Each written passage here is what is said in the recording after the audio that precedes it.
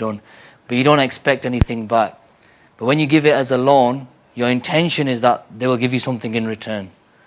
So don't love Allah Ta'ala like that we want something in return, but love Allah Ta'ala because He is Allah subhanahu wa ta'ala. So refresh that intention that we're here solely for the pleasure of Allah subhanahu wa ta'ala and to gain nothing but His closeness. And with this intention, one can really benefit from this gathering. And once we have rectified our intention, then one should try to bring their mind and heart into a receptive state. And what that means is to remember the three keys, that Allah is watching me, Allah is with me, and Allah is listening to me. And when we remember these three keys in our hearts and in our minds, this is when we begin to connect to Allah subhanahu wa ta'ala. And when we connect, this is when we can benefit from whatever nasiyah is given. And one of the other things, in order to benefit from the nasiyah that will be delivered, is that whatever the speaker is saying, or the Ustaad is saying, that message is solely for me and for no one else. Not to generalize that, oh, that's for him, or I've heard it before. Because from one ayat or from one hadith, the ulama could derive many, many rulings. So if one ponders over something which they've heard before, they can still benefit and learn a new message. But it's to be in that reflective state of mind and that receptive state of mind. So, inshallah, a short naat will be played. And when this naat is being played, this is a good time to make sure you've rectified your intention and that you connect to Allah subhanahu wa ta'ala through the three keys, that Allah is watching me, Allah is with me, and Allah is listening to me. So inshallah, I think we'll now pray a naat.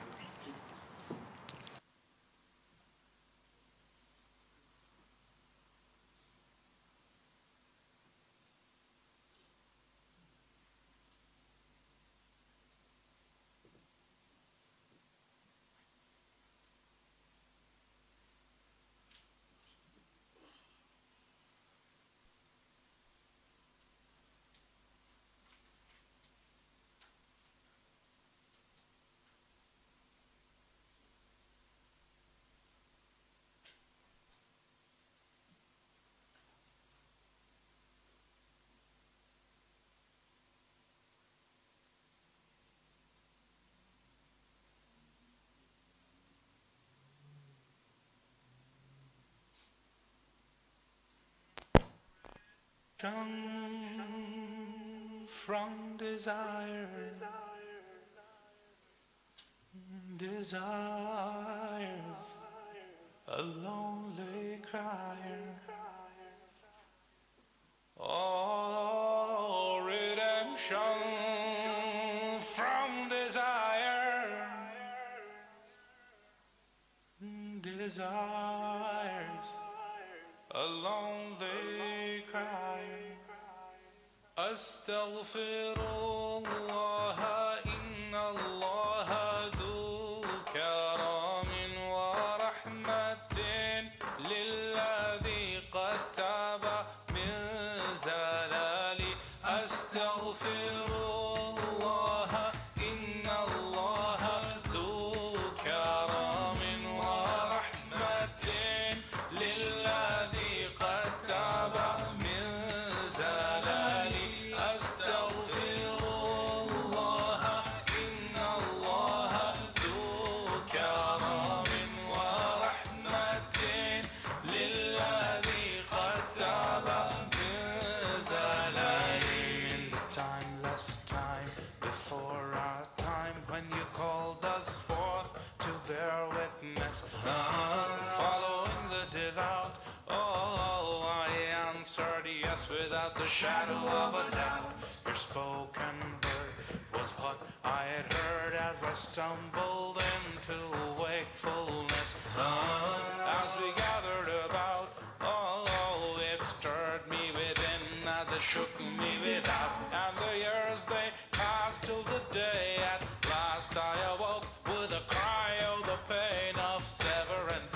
And then I felt it again and again, but there was a mercy that was hidden in the pain, ravenous desire, a burning fire. Who am I to claim a share in deliverance? I can always explain, oh,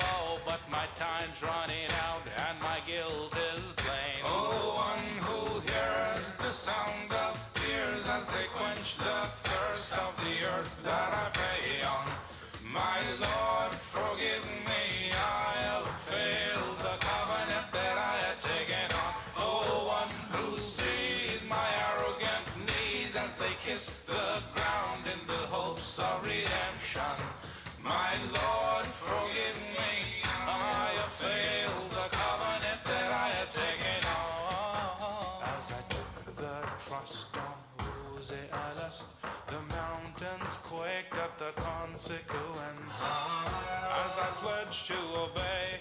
Oh, the earth cried over the one who goes astray as our ships set sail and worldly veil setting us drifting toward distances. The mind did lose the way, oh, but the heart kept reminding of yesterday. Now here I am, a broken man. I've earned the fate that your justice regulates. Dry, empty hands, don't stop the flow of the hourglass sands. Oh, free of need you have decreed. Your mercy descends on the one who supplicates. Raised empty hands, oh, plead mercy, my Lord, plead a generous hand. Oh, one who hears the sound of tears as they quench the thirst of the earth that I pray on. My Lord, forgive me, I have failed the covenant that I had taken on. Oh, one who knows the song of those who wail in remorse at the sting of separation. My Lord, forgive me, I have failed the covenant that I had taken on. Forgive me and relieve me, and a wing of hope do give me. Just a wing of fear that's with me won't get me near the promised land. Redemption from desire, desire's a lonely crier. Your closeness I aspire, but I can't carry on if you don't take my hand. Oh, one who hears the sound of tears as they quench the thirst of the earth that I pray on.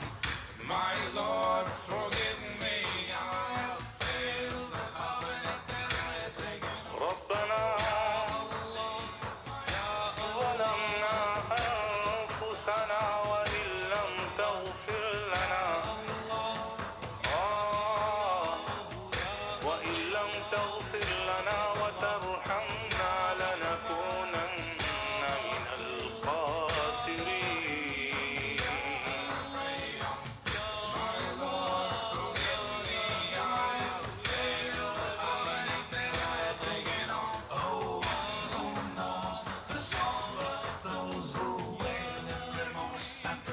Separation.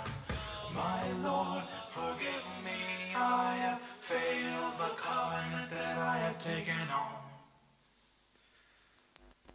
الحمد لله نحمده ونستعينه ونستغفره ونعوذ بالله من شرور أنفسنا ومن سيئات أعمالنا من يهده الله فلا مضل له ومن يضلل فلا هادي له وأشهد أن لا إله إلا الله وحده ولا شريك له وأشهد أن محمدا عبده ورسوله. أما بعد أعوذ بالله من الشيطان الرجيم بسم الله الرحمن الرحيم.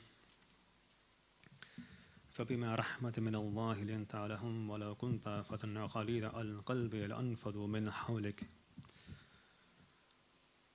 Imam Abu Hanifa once had a dream, and in this dream in front of him were scattered the bones of the Messenger ﷺ, and he began to assemble them in the correct formation. After waking up, he didn't know what the dream quite meant, so he went to somebody who was a qualified dream interpreter, and he was told that he would be one of the people who would clarify the prophetic teachings. You see, our beloved Messenger ﷺ, he said that whoever brings my Sunnah back to life, it's as if he's brought me back to life. And living in the 21st century, unfortunately, in general, the Sunnah have been neglected by the majority of Muslims, unfortunately. Now, if you look at the Sunnah that are adopted, we can perhaps categorize them in two separate categories. You see, there are Sunnah now that people are adopting in this very gathering. We have the beards, we have the short robes, the turban, etc. And all these Sunnah are highly valuable, but these Sunnah can be purchased in that you can go to a shop and buy a short robe. You can go to a shop, purchase a turban. The beard, if you look at it, it's actually a pretty effortless Sunnah to follow. You know, you just don't shave. In fact, it's more difficult to have a clean shave than it is to grow a beard. You require the correct instruments, the time to shave every day. So already we can see the Sunnah is there to make life easy. For those who are old enough, of course, we have some children here who obviously cannot grow beards. But when the time comes, obviously you have the correct hormones in your body. That's one sunnah you can follow. The robe and these things, jubba, thawb, call it whatever you wish. Again, this can be purchased. It's quite an easy sunnah to follow. However, the other category of sunnah are different in that they cannot be purchased. They have to be earned. And like anything in life, generally things that have to be earned are more valuable than that which you can purchase. And I'll give you some examples. Now, I know we have a mashallah brother here who's boxing, and we have other people, perhaps they go to the gym, they exercise, look after their health, improve their physical condition. You cannot purchase good health. You cannot purchase a good set of lungs, strong muscles, etc. Yes, you can pay for the gym membership, but once you're in the gym, you have to put time and effort in. As Brother Osman would know, a lot of blood, sweat and tears. You have to earn these things. You can never purchase these things. I'll give you another example. Honor, dignity, respect. You can't pay somebody to like you. That's just bizarre, and if not sad.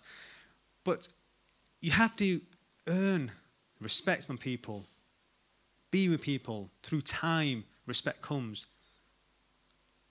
So, that being said, there are certain universal sunnah that have to be earned. They cannot be purchased. And that is my intention today, to get across certain universal sunnah that myself and yourself can perhaps adopt. You see, Hazrat Abu Bakr Siddiq radiallahu anhu, he was a person where, you have the izar, it's like a trouser you wear underneath. It kept falling down. It kept touching the floor. And you get people like this that have trousers or jeans and it keeps falling down and they keep pulling them up. And he was one of these people. See, traditionally, the Arabs, when they wore the pant, they would wear long pants that would touch the floor. And it was actually a sign of arrogance. It was a sign of wealth, because if it keeps scraping on the floor, it's going to get thread-worn and you can go out and purchase a new pair. But the prophetic way was to wear a short izar, wear it above the ankles. Why? Well, first of all, it's a sign of piety, because you're concerned with impurities, janaba, you're concerned with filth on the floor. You go outside, perhaps there may be dog urine, even human urine. But you are concerned about these things, so it's a sign of piety. Second of all, it lasts longer, because it's not going to be thread-worn as easily. But you see, when Hazrat Abu Bakr Siddiq, he came across the saying that the Messenger sallallahu alaihi wasallam, he said that those people that wear long izars or long pants out of arrogance, they're in the hellfire. He became very concerned. Quite naturally, you would do. So he expressed his concern to the Messenger sallallahu alaihi wasallam, to which the Prophet sallallahu alaihi wasallam reassured him. He said, "You are not one of those people. You are not wearing the izar out of arrogance. It's not touching the floor out of arrogance." So automatically, you can see there's a link between the outer and the inner, between a long izar that touches the floor and the inner state of arrogance. There's a relationship. Imam Ghazali rahmatullah alayhi, he once said that Iman is a strange thing, in that it could come to a person through various forms. Iman can come to a person through a dream. It could also come to a person by being in a certain state. Iman can also come to a person by being in the presence of a righteous and pious person. Now we know the principle of this particular establishment, for those of you that have spent time with them, I know from personal experience, being in their presence, my Iman has gone from a whole other level. And I'm sure there are other brothers and sisters watching online, they can testify to this. Has anyone here heard of Martin Lings? He's an author. Martin Lings, he wrote the book called The Life of Muhammad sallallahu alaihi wasallam. And obviously at the time, he was called Martin Lings. He eventually embraced Islam, and he's passed away now. His Muslim name was Dr. Abu Bakr Sajuddin. And I remember coming across a story where an atheist once went to meet him, and after meeting this person, Iman entered his heart, and he became Muslim. When asked later on, what was it that you went from atheism to Islam? He replied, prior to meeting this person, I had never seen such piety in one individual. And we can testify to this. There are people here on earth that have that presence. They have this power within them. I'll give you another example. There was a Bedouin once who once heard about the Messenger sallallahu alaihi wasallam. Upon hearing this, he wanted to go see him. Just upon seeing him, Iman entered his heart. You see, the Arabs have this science, or an art, call it what you wish. This art is called firasa, and they have the ability to tell certain characteristics of a person just by seeing the face. Iman entered his heart because he said, this is not the face of a liar.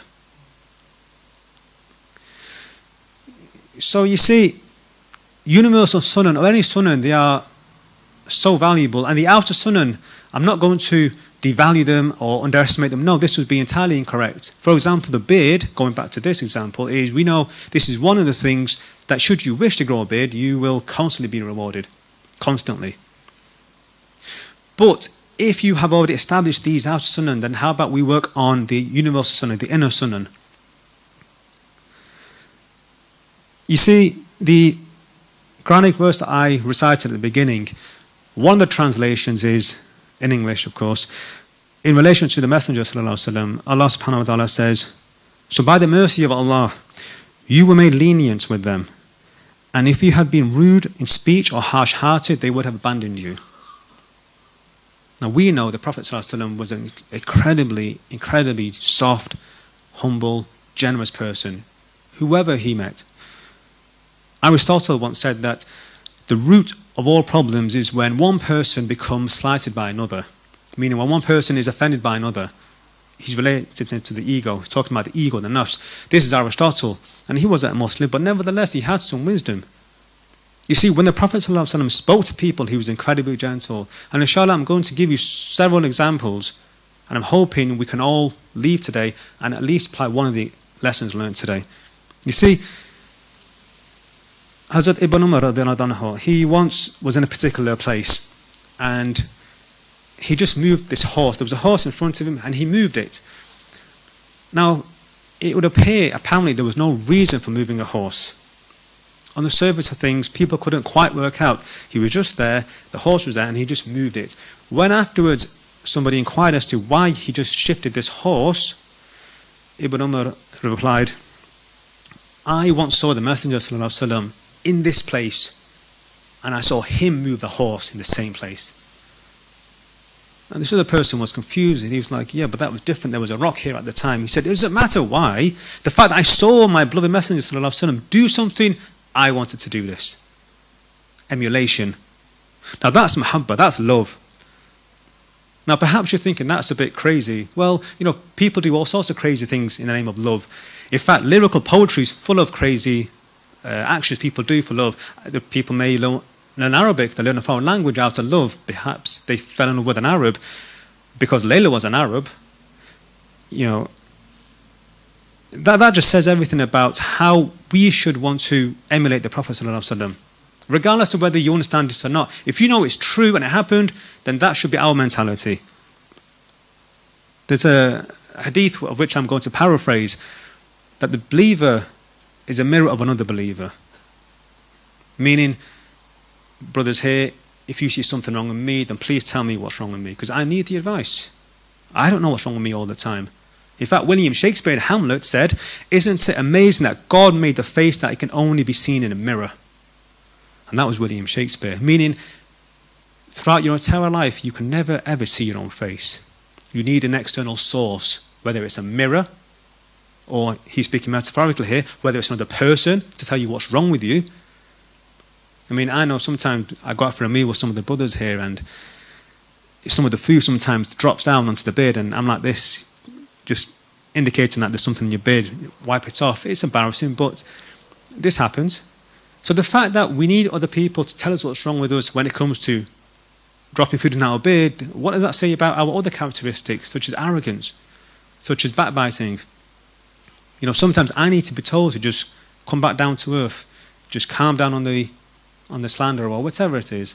And we all need this. We're all human. We're all Bani Adam. We're all the children of Adam, the Prophet Adam alayhi salam. We're going to make mistakes. So if you have been told by somebody that you need to work on X, Y, or Z, then please don't be offended. Don't be disliked by it. Don't be criticized. Don't be put off by it. No, it's for your own best. Especially if the criticism is constructive. Because there is a art of giving criticism has to be constructive. You see, Imam Shafi was once asked as to how he developed such impeccable character, to which he replied, I took my critics seriously. I took my critics seriously. And that was Imam Shafi, one of the great imams of one of the 4 primary schools of Islamic jurisprudence. Now, where are we and where is Imam Shafi? Imam Malik was once asked a similar question, to which he replied, I took everybody that I encountered as a teacher. I took everybody that I met as a teacher. And he went further on to explain that if I saw a good action by a person, I would adopt that good action. If I saw a bad action in a person, I would avoid this bad action. That was his mentality. That was his approach to meeting people. Open-minded, open-hearted, not offended by criticism. And again, where are we and where's Imam Malik? Now you're probably thinking, okay, this is all good and well, wanting to develop these universal sunnah, wanting to develop a prophetic character and adopt certain characteristics. But in the grand scheme of things, of life, death, the day of judgment, heaven, hell, where does this fit in? Why am I talking about this here today? You see, there's a hadith, again, in which I'm going to paraphrase, where the Prophet ﷺ said, on the last day, on the day of judgment, the only thing that's going to benefit you is a sound heart. The only thing on the last day that's going to benefit me, you, ourselves, is a sound heart. Now, I'm not talking about the intercession and all these things, no. The point is, purification of the heart is critical. It's paramount. Now, what does the heart have to do with character? Well, where do you think character comes from? A person's character is a reflection of the heart. What you see outwardly is a reflection of their inward state. So if we need to purify our hearts, we need to begin perhaps by looking at our character. What are our deficiencies? What can be improved? So I'm hoping now you've understood the point of why developing the prophetic character is paramount. It's critical. And we even know that if you read the seerah, the biography of the Messenger ﷺ, that at a very early age, a very young age, angels of light came down and performed what we now call open heart surgery. We have it now in hospitals. Well, we had it 1,500 years ago. It's nothing new to us. And the angels of light came down and split open his chest, took out the heart, put it in a bowl of ice. Well, what do they do now in the hospital? They use lasers to open up the chest. Why laser? Well, if anybody knows anything about physics and light and photons, lasers are sterile. They're not contaminated. They're pure. So they split open the chest, take out the heart. What do they put it in? Ice. And then what do they pour over it?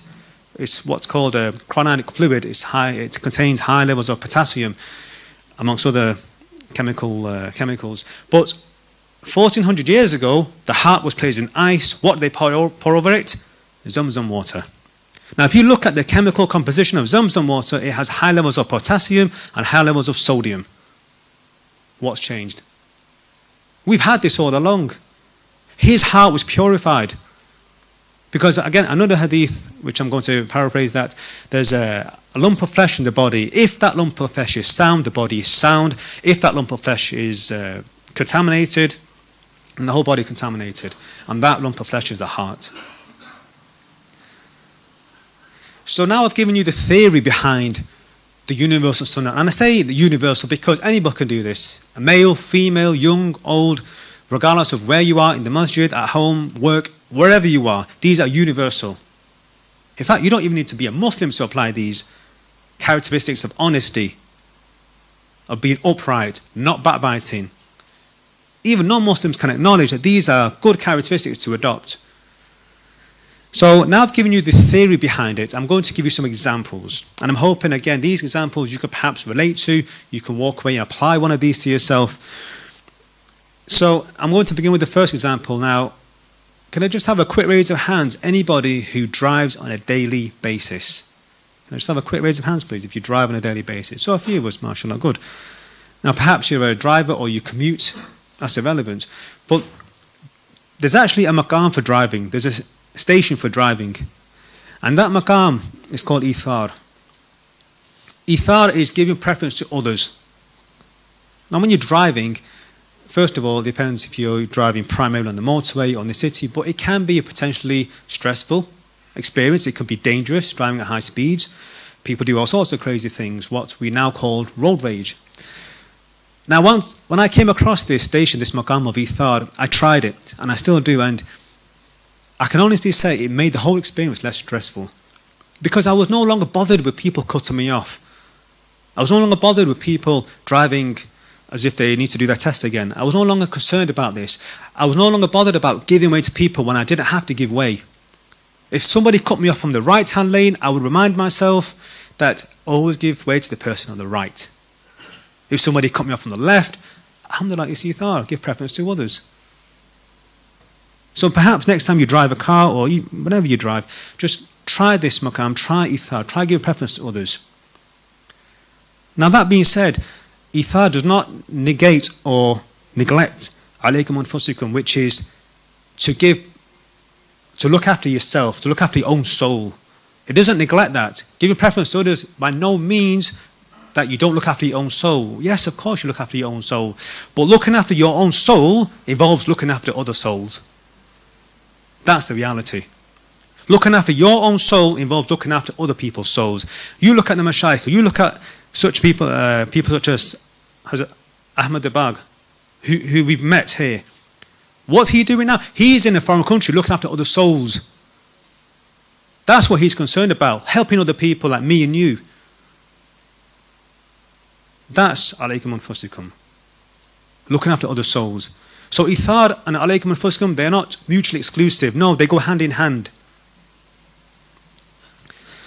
Now, if you're in a position where people come to you for advice perhaps, or you're an elder in the family, there's a certain method of giving advice, there's a certain method of helping people when they come to you.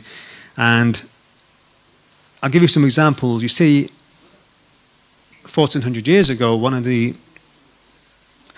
was a time during a prayer, it was a congregational prayer in the Jamaat, somebody sneezed in the prayer. Now we know now, of course, if somebody sneezes, you say alhamdulillah, somebody else says yarhakumullah, and so forth. And this person sneezed, and somebody habitually in the prayer said yarhakumullah. It just came out, and they didn't know. And when the prayer finished, the other Sahabi started to stare at him. And what you might call nowadays dirty looks, I don't know. But they began to stare at him as in, are you crazy? Talking in the prayer? And they even began to bang their swords out of perhaps anger. Anyway, so how did the Prophet ﷺ advise his person as to not talking in the prayer? He took him to the side, he took him privately, and he spoke to him in such a beautiful way. He said, this is the prayer. We don't talk in the prayer. It's not suitable. It's just Allahu Akbar, Alhamdulillah, and these things. And this person then later on said, Wallahi, up to now, after hearing these words, I never heard from a better teacher before or after. Meaning he wasn't condemned to the hellfire. He wasn't scolded. He wasn't publicly embarrassed. None of these things. Another person, he was a non-Muslim at the time, he came to the Messenger ﷺ, and he's a fornicator. Now, that meaning, for those who don't know what fornication is, he said to the Messenger ﷺ, I really want to become a Muslim. I really want to enter into the fold of Islam, but I love sleeping with women without any responsibility. So he went inside the tent and he said this, and this was his only obstacle stopping him from becoming a Muslim. So the Prophet ﷺ said, do you have a sister? He said, yes. He said, would you like somebody to sleep with your sister without any responsibility? He said, no, of course not. He said, do you have an auntie? He said, yes. He said, would you like somebody to sleep with your auntie without any responsibility? He said, no. He said, do you have a mother? He said, yes. Would you like somebody to sleep with your mother without responsibility? He said, no. Afterwards, he left the tent and he said, before I went into the tent, I loved fornication more than anything. When I left the tent, I hated fornication more than anything. So look at this. Look at how he was spoken to. Look at how he was advised. And eventually he became Muslim, of course, after this instance, of course. You know, you go to some mosques, unfortunately, and I'm not going to name any mosque, but I'm sure we've all been to certain mosques where you go in, perhaps you're new to the masjid or you're traveling, and first of all, nobody greets you. You know, in fact, I've been to some mosques where they just give you what you may call dirty looks as to who's this stranger coming to our mosque. I've been to some mosques where perhaps you are greeted, and I've been greeted in the past, but they greet you in such a harsh and stern way. It's as if they're going to hit me or something after shaking my hand. You know, to find somebody to give you a salam with a smile is far and fair between. You know, and the reason why people are such human icicles, I'm not going to go into this, but you know, in fact, the Prophet ﷺ, he was he had a good sense of humour. He was always smiling. In fact, one of his names was the one who always smiles. And he had a sense of humour. He would even make jokes. You know, he would if somebody asked once Hazrat Aisha radhiyallahu anha that how was he in a household, and he said he's very positive, you know, very humorous. You know, have jokes, this and that. And in fact, some of the jokes I'll tell you, just to give you an example. Once there was an old woman, she came to the Messenger sallallahu alaihi wasallam, and she asked him, am I going to go to heaven? And he said, old women don't go to heaven. And she became concerned. She became very concerned. And to which he began to laugh. He said, don't worry, you're going to go in young and youthful. So, you know, he's getting across a very serious point, but in a very positive manner, with a sense of humour. You know, there was another person once approached him and he asked the Messenger sallallahu alaihi wasallam, he wants to borrow a camel for riding. So he wants to borrow a camel, so they went to him and he asked for a camel, and the Prophet sallallahu alaihi wasallam said, I'll give you the baby of a she-camel. And he's thinking, what? He said, what God is that? You know, he wanted to ride it. The Prophet sallallahu alaihi wasallam replied, isn't every camel the baby of a she-camel? Again, a sense of humour. So, you know, he was always making life easy for people. He was always there to raise people up. When he would enter his own household, he would give a third of his time to his family, a third of his time to his Lord, a third of his time to himself. A third, a third, a third. Now, who can tell me what you get when you add a third plus a third plus a third? Can someone tell me what you get? It's not a tough maths question. Sorry? 99%. Is it? A third and a third and a third. 100%. A whole one. And he was complete. The whole one. No deficiencies, no shortages. He would always fulfill the rights of people when they came to him. He was always asking about the welfare of people. He was always concerned, and he had an entire ummah to be concerned about. An entire population in the billions, perhaps. That's what he was concerned about. You know, you get some people now, they forget, when somebody's gone missing, they forget they're there, or they don't even ask about their welfare, their being, their well-being, their state. In fact, once, just to give an example of how humble he was, that once Hazrat Umar radhiyallahu anhu, he was going on pilgrimage, and the Prophet ﷺ stopped him and he said, "O Umar, please, when you go to pilgrimage, remember me in your prayer to your Lord." He's there asking his companion to remember him in his prayer. This is a prophet of God asking someone who's not a prophet to remember him in his prayer. Look at how humble he was. And yeah, people unfortunately nowadays think maybe, I don't know, they gain some qualification or they have the knowledge and they don't need these things of humility. I don't know. So he was always asking about other people. He was concerned about other people through good and bad times. Once in the prophetic mosque, Medina Sharif, one of the cleaners, she passed away. And she was a black woman.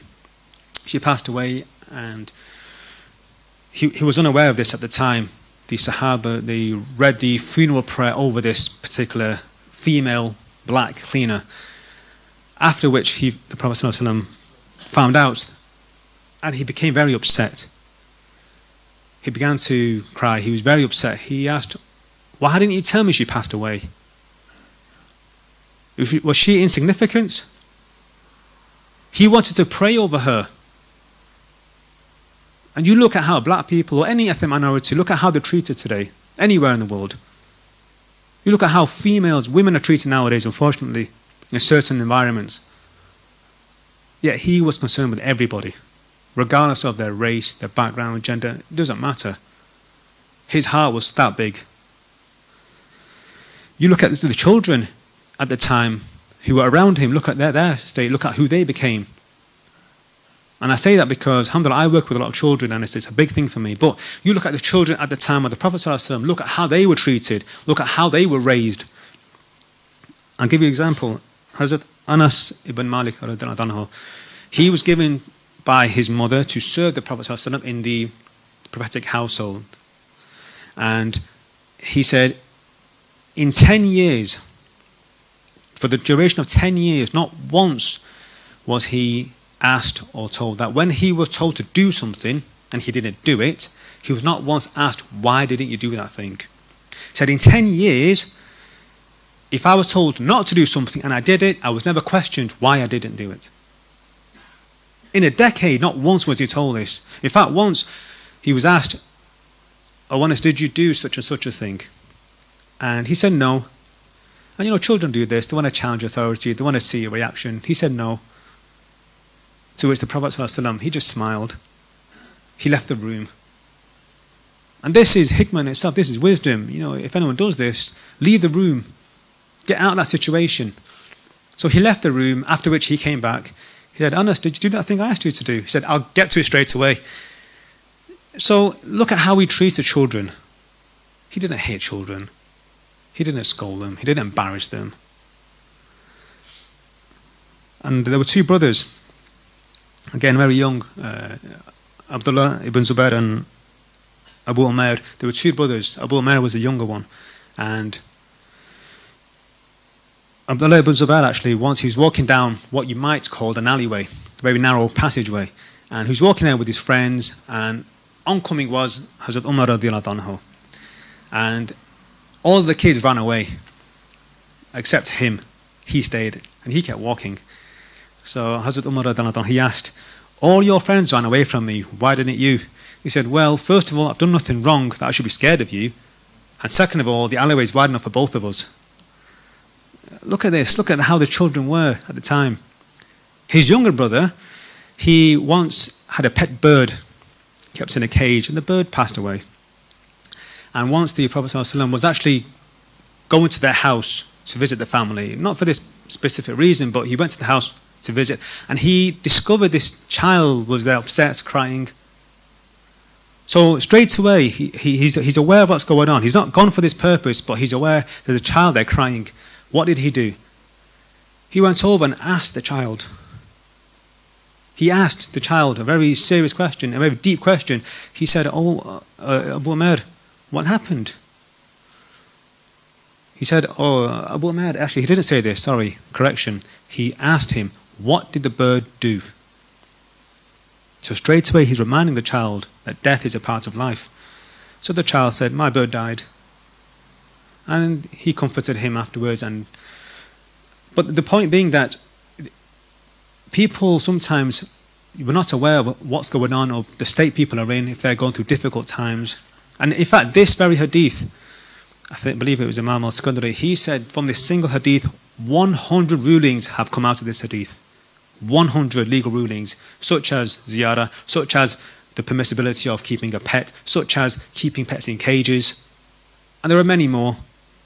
But look at how he treats the children. Once he was playing with his grandchild, Hazrat Hussein radiallahu anhu, and he had them on the shoulders. You know, like sometimes you sit the child on the shoulders, you hold the hand and you walk around.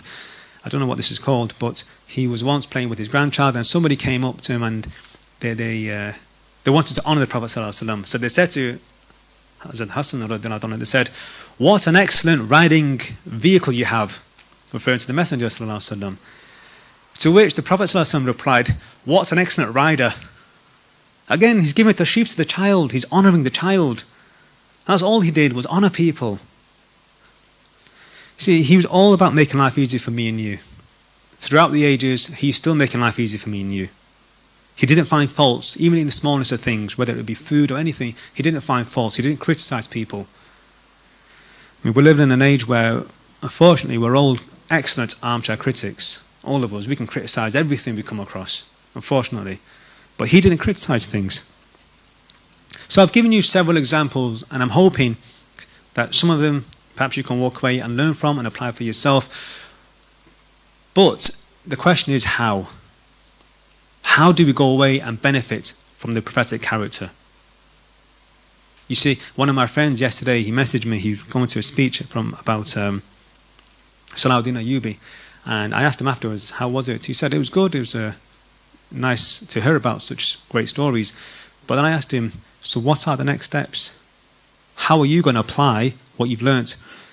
You see, the speaker at the time, they didn't address this. I don't know why, maybe they ran out of time. That's irrelevant. So it's not fair for me to sit here and give you the theory, give you the examples, and then I leave you to it, and then we walk away. No.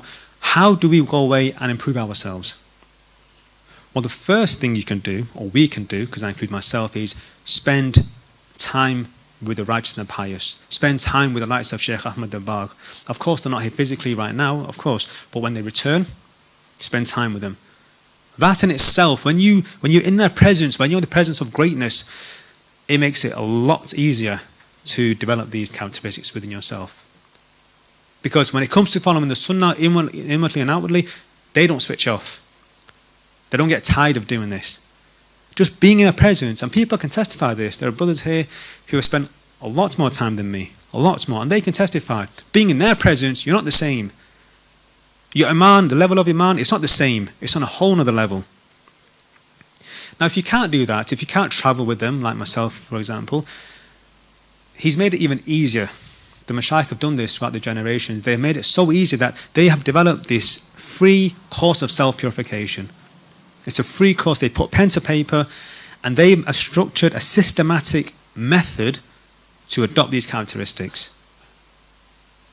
Now, there are brothers here who are far more qualified than me. If you wish to inquire about it, please speak to them. This is a free course you can do here in Bolton, at work, when you're traveling, or whoever you're with. This course was made to align your character with the prophetic character.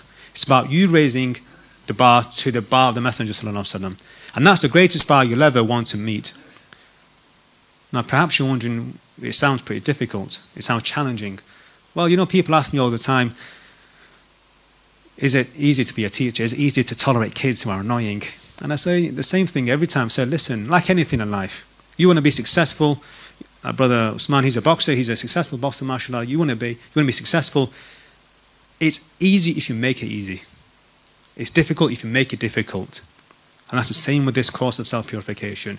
If you want to make it easy for yourself, you'll make it easy. If you want to make it difficult for yourself, you'll make it difficult for yourself. But please, if you haven't already entered onto this course, like I said, there are brothers here far more qualified than me. Please speak to them.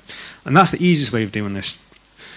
Now, to finish off with a couple more examples, and I won't be too long. You see, the Prophet ﷺ, he was once with his Sahaba, and he saw a person in the distance, and he said, you see that person over there? That's a person of paradise. And they're all thinking, who's this person he's talking about? So they looked at him, and he was an Ansari. They looked at him, and they wanted to go spend some time with him. They wanted to know, what's he doing that he's a person of paradise? Why did the Prophet ﷺ distinguish him amongst all? So they spent 3 days with this person. In the 3 days they spent with him, they noticed that he wasn't praying any extra besides the 5 compulsory prayers. He wasn't fasting any extra. So they asked him, what are you doing that we're not doing? And he said, well, you know, before I go to sleep, I always forgive my fellow Muslims. Whoever I met in the day, I forgive them if they wrong me. Meaning he didn't keep any resentment in his heart. He didn't keep any rancor in his heart. Every night he would forgive all the Muslims who had wronged him. And for that purpose alone, he was a person of paradise. Has anybody heard of Abu Damdam? He was a Sahabi, Abu Damdam. Abu Damdam was very special, of course, but very unique. And you're going to see why now. You see, we know that if you backbite, let's say Brother Siraj backbites about me. He doesn't, I know, he's a nice guy, mashallah. But let's say he backbites about me, I get all his good deeds. If he's done Hajj, Umrah, all his fasting, it comes to me, I get his good deeds. Now we know this. Abu Dhamdam was such a person that whenever somebody would backbite about him or speak bad of him or slander about him, he knew he got all the good deeds of that other person. What did he do? He gave all the good deeds back as sadaqah. That was his mindset. Anybody who said anything bad about him, he knew he got the good deeds of that person. He would give all the good deeds back to that person as sadaqah. That's the level he was on. And to finish things off with one final hadith, a very short hadith. The Prophet ﷺ said, I only came to perfect character. I only came to perfect character. So if I've said anything beneficial to yourself, then all praise is due to Allah Ta'ala. Only the mistakes have been mine. Subhanakallah bihamdika.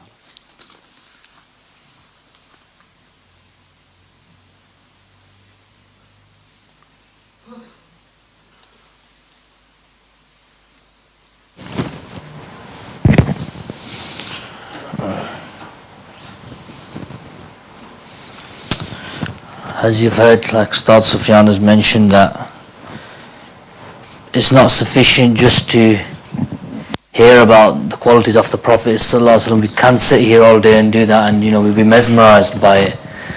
But they wasn't just sent for this, that we would just observe them, but also that we would copy them as well and learn of them, because they were sent as a mercy to all of mankind. And how they benefit us is that by us copying them, that is when we truly benefit them and can have these experiences of peace and bring peace to others as well. So if one wants to change their characteristics and make them like the Prophet ﷺ, not just in speech but practically in every action, in work, with family, wherever they are, to bring peace and mercy to others, to young, to old. If a person wants to become like this and transform their life into such a personality like the Prophet ﷺ, and there is none other like them. So if you want to be someone like that, unique and stand out, and if you look at most of the dawah or the conveying of Islam, the Prophet ﷺ did, it was through their personality. There wasn't much speeches. If you've never heard where the Prophet ﷺ gave 2 hour, 3 hour, 4 hour speeches. However, just through small examples like this, 1 or 2 lines or certain acts of compassion was sufficient for people to change. So if you want to have this personality where people, when they come into contact with you, they're blessed with such presence that they remember you, and your iman is such that it changes their iman, brings them closer to Allah subhanahu wa ta'ala, then there is a way for you, and there's a path like Ustaad Sufian mentioned, a systematic way where one learns to purify their organs, mind and heart to become like the mind and heart of Prophet ﷺ. So if you want to learn this way, and you're someone who wants to make that change, then either you can speak to myself and I can direct you to someone who can explain this course to you, and it's free of charge. It's a free of charge course, and one can start today.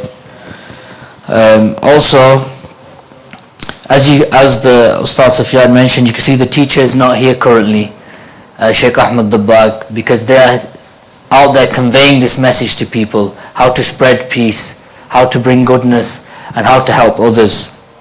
And they're helping other people to change their lives as well. And currently they're in Pakistan, and they're there till mid-March. If you would like to keep yourself posted with their travels and with their speeches and what the activities that they're doing, keep yourselves motivated, then you can like and share the page Sheikh Ahmad Dabbagh on Facebook. And also, if you want to be part of this mission, the mission of the Prophets, the mission of Prophet ﷺ, of conveying this message of Islam, then just by one click, just by sharing, other people in the world could benefit. People who you know, people on your friends list, other people around. You don't know who you can benefit just through sharing and whose life you can change. So do like the page and do share other bayans and other speeches of Sheikh Ahmad Dabbagh so other people can benefit. And finally, in this center, the next week, Sunday the 24th of February at 4:15 p.m, there will be a special healing and ruqya program free of charge. So people who are suffering from maybe jinnat problems, black magic, even depression, physical illnesses, such as even to such extent such as cancer and these different illnesses people suffer from. Here people can be given sort of solutions from the Quran and Sunnah to deal with them and how to overcome them and manage them in light of Quran and Sunnah. So if you know someone, or if you're someone who's suffering from these problems, then you can come here at this center on Sunday, 24th of February at 4:15 p.m. And one can learn and also have one-to-one consultations for their own personal problems. And finally, there is another majlis like this which will be taking place in Hyde, which is, if you want more information, ask myself, it's called A Healthy Heart. The bayan is called A Healthy Heart. So for those who are here in Manchester and want to go to some more motivational speeches or want to learn how to get close to Allah subhanahu wa ta'ala, this is another gathering of Naseen and Dhikr for yourself to attend to. That's in Hyde on Sunday, this following Sunday also. So if you want more information, come to myself and I can give you that information. Now if you just like to stand up to let a bit of blood flow through your body, we'll shortly just start the zikr majlis, inshallah.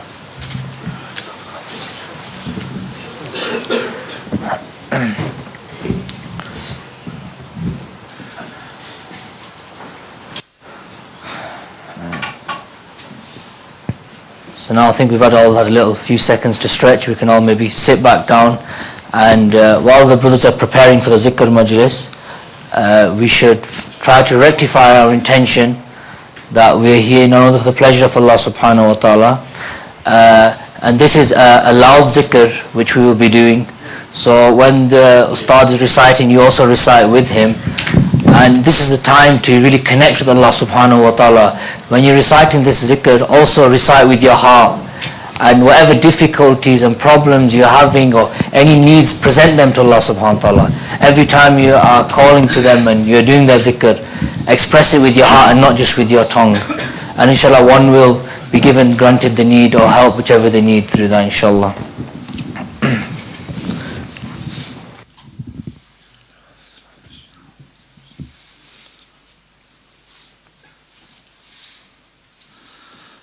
أعوذ بالله من الشيطان الرجيم بسم الله الرحمن الرحيم الحمد لله رب العالمين الرحمن الرحيم مالك يوم الدين إياك نعبد وإياك نستعين اهدنا الصراط المستقيم صراط الذين أنعمت عليهم غير المغضوب عليهم ولا الضالين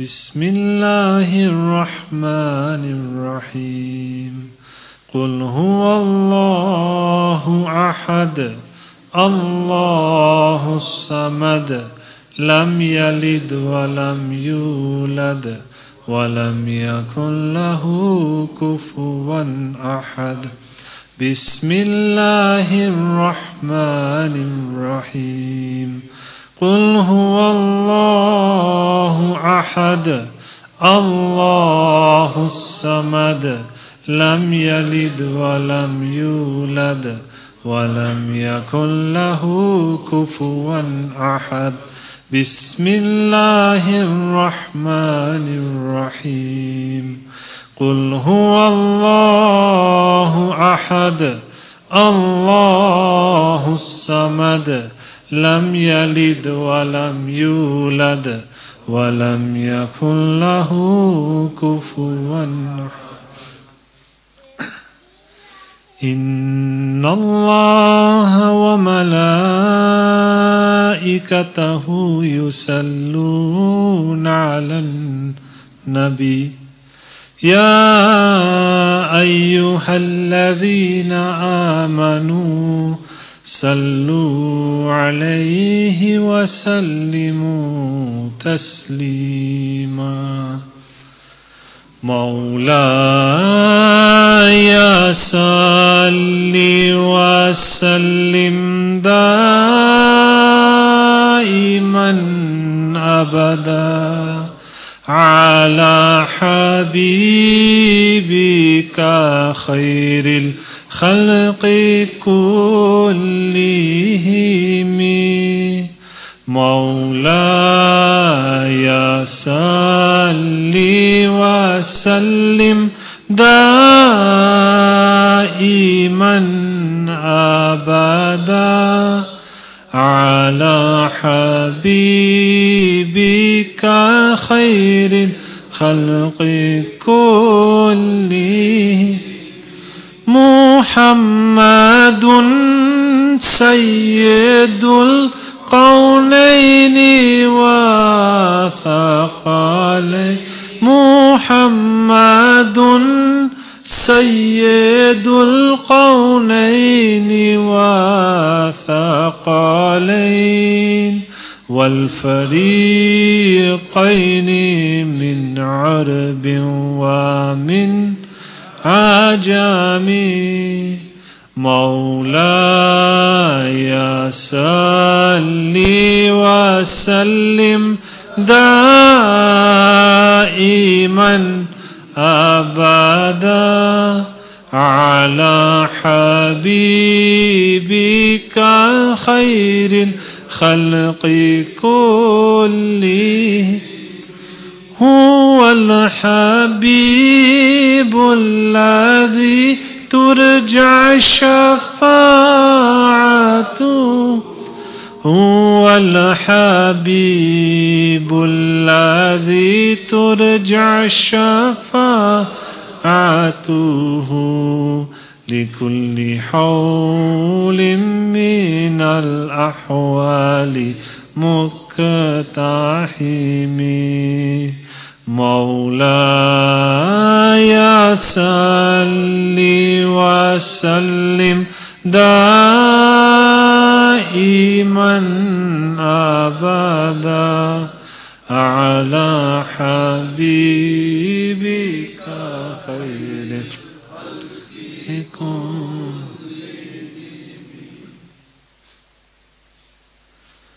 يا نبي سلام عليك يا رسول سلام عليك يا حبيب سلام عليك صلوات الله عليك طلع البدر علينا من ثنية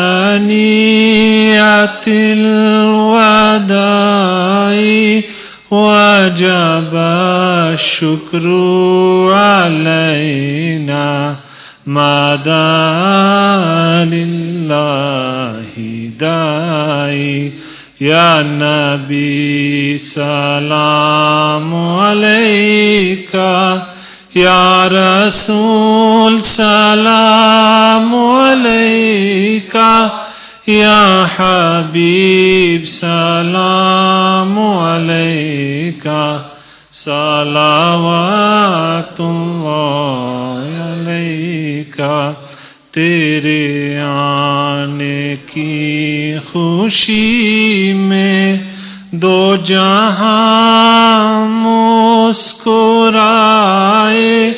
जिब्राइल मुस्कुराए कि आज हुजूर आए या नबी सलाम अलैका या रसूल सलाम अलैका या हबीब सलाम अलैका सलावतुल्लाह अलैका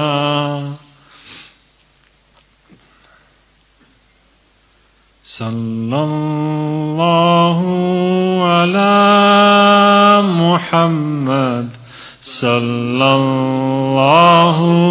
अलैहि वसल्लम सल्लल्लाहु अला मुहम्मद सल्लल्लाहु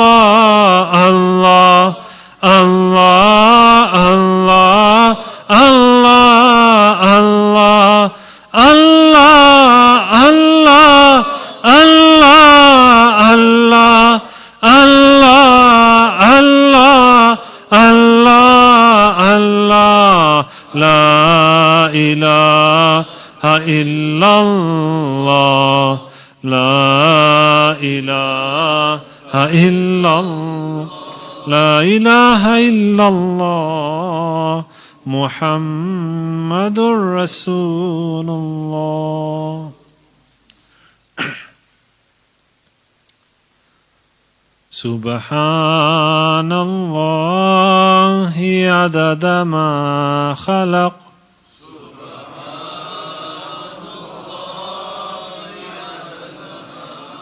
سبحان الله ملء ما خلق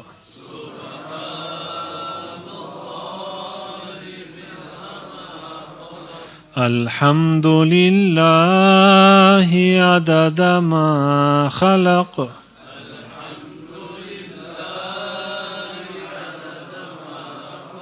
الحمد لله ملء ما خلق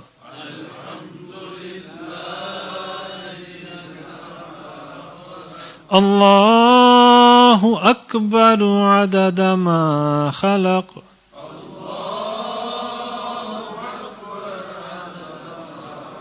الله أكبر ملء ما خلق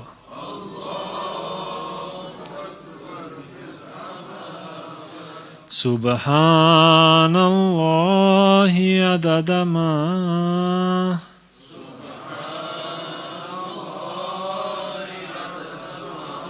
في السماوات وما في الأرض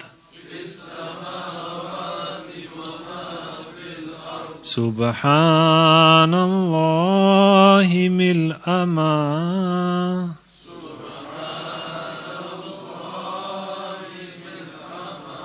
في السماوات وما في الأرض الحمد لله عدد ما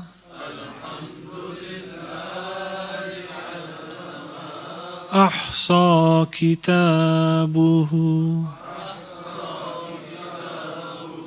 الحمد لله ملء ما أحصى كتابه الله أكبر عدد كل شيء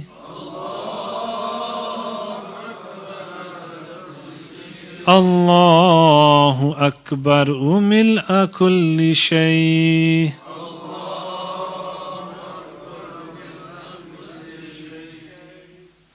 لا إله إلا أنت سبحانك إني كنت من الظالمين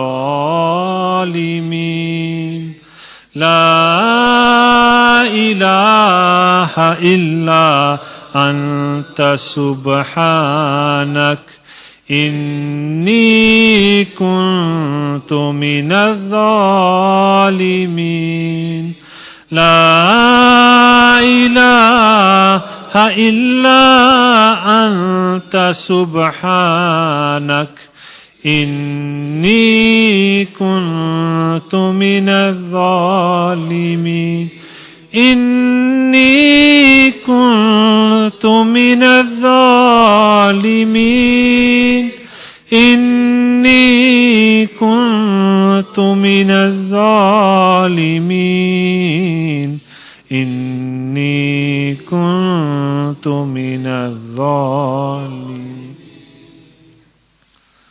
أستغفر الله الذي لا إله إلا هو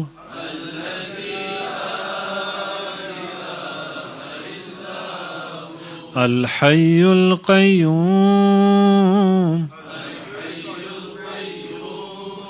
وأتوب إليه أستغفر الله الذي لا إله إلا هو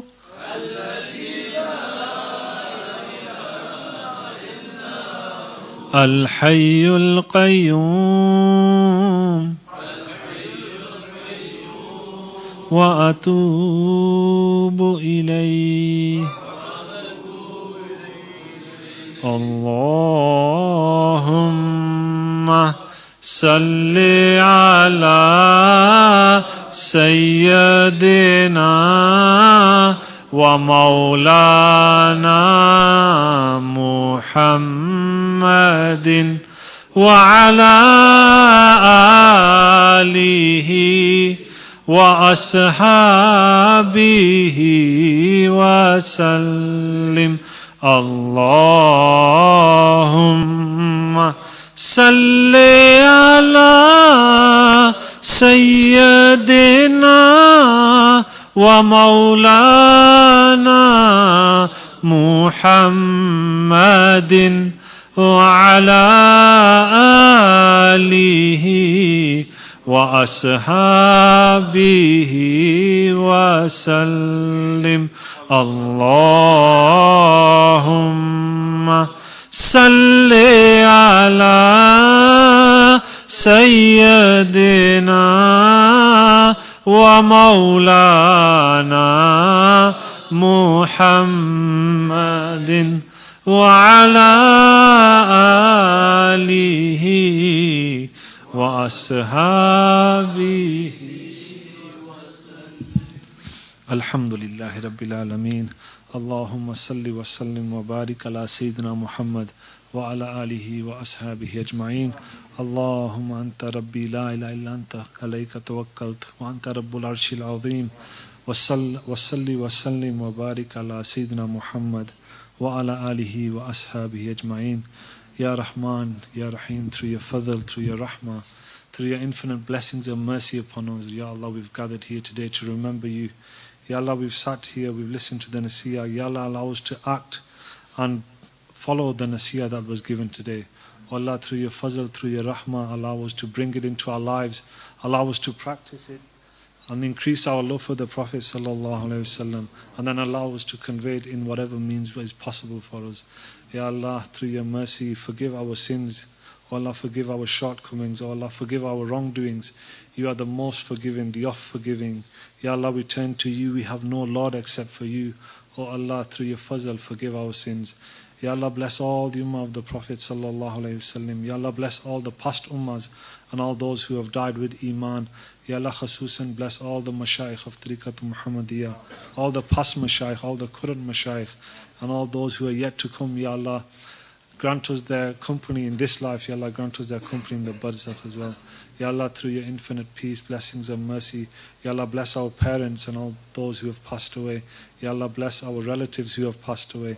Ya Allah, we ask you to shower your mercy and your forgiveness upon us. Wa sallallahu ala nabiyil ummi wa ala alihi wa sahbihi wa sallam taslima. Ameen.